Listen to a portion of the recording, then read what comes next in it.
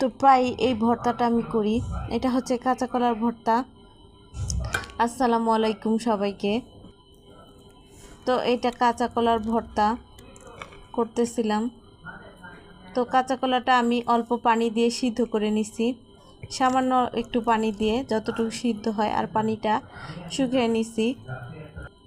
এই যে এখানে 2টা কাঁচা কলা, আর কাঁচা কলার যে খোসার মধ্যে যে কাঁচা কলাটা আছে সেটাও চামচ দিয়ে উঠায় নিচ্ছি।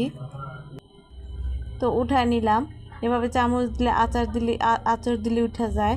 এখানে কাঁচা কলার খোসা আমি কুচি কুচি করে রাখছি, কারণ কাঁচা কলার খোসাটা দিয়ে বড়া বানানো যায়।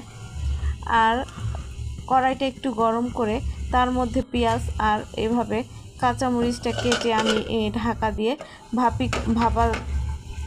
একটু ভাপিয়ে নিচ্ছি, যেন কাঁচামরিচ পেঁয়াজটা একটু ভাপে সিদ্ধ হয়।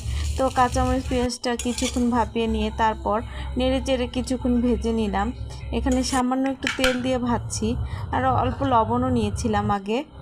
তো এই লবণ আর পেঁয়াজ কাঁচামরিচ একসাথে আমি এই গ্লাসের উল্টো সাইড দিয়ে আমি এভাবে ম্যাশ করে নেব। তো তারপর দেব সামান্য একটু সরিষার তেল।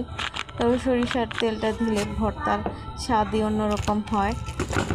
তো সরিষার তেল ছাড়া যেন ভর্তা ভাবাই যায় না।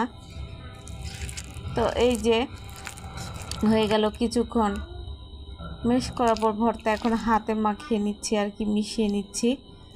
তো এখানে মরিচটাকে ঠিকঠাকই হয়েছিল।